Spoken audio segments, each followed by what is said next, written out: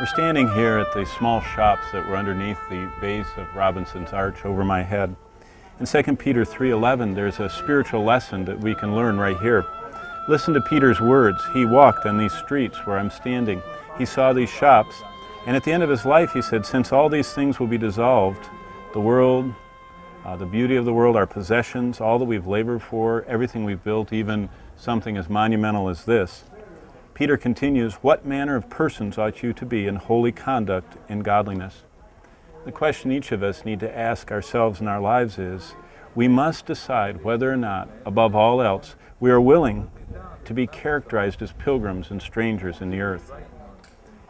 The scriptures tell us that Paul lived a life of contentment because Paul said, I've learned that wherever I am, in the time of my departure is at hand, to live poured out as a drink offering. That's 2 Corinthians 4:6.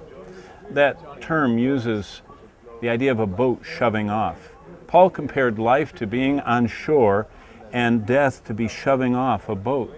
In other words, don't tie the moorings too tight. Another word that he uses in verse 6 of 2 Timothy is, he says, the time of my departure, that's the idea of breaking camp. Paul did not pound his tent stakes in too deeply. He lived in the era of the Roman legionnaires. They're the ones that destroyed these buildings I'm standing among. They're the ones that built a bonfire right where I'm standing, and underneath this arch, the fire caused the limestone to crack and fall. The fire burned this rock and destroyed it. What's amazing is that materialism makes us pound our tent stakes too deep.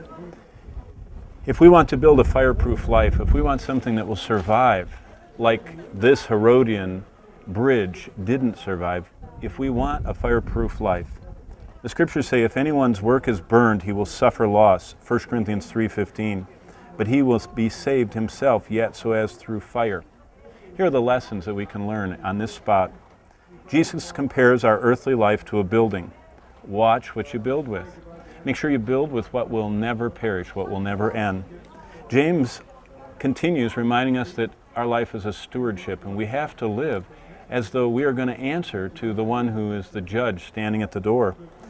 And so we should watch, if our life is an investment, we should watch and be good stewards what it is we're investing in life. God is going to let everyone know once and for all what we really live for. That's what the judgment seat of Christ is all about. And therefore, Paul said, Christ will give each one to receive the things done in his body. What I do for Christ has to be decided one moment at a time, one day at a time, 1 hour at a time. Truth number one here, Jesus says our life is a building, be careful what you build with. Jesus said our life is a stewardship, be careful what you invest. Finally, Jesus said our life is like a race, so we should watch the rules, make sure we stay in our lane.